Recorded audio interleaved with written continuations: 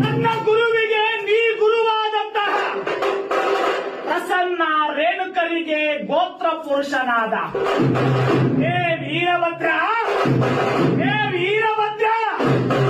ಎನ್ನುವ ಕೂಗಿಗೆ ಮಲರೇ ಮದನ ವೈರಿಯ ಮುಂದೆ ಒದಗಿ ಹೋಮವನಿಟ್ಟಲು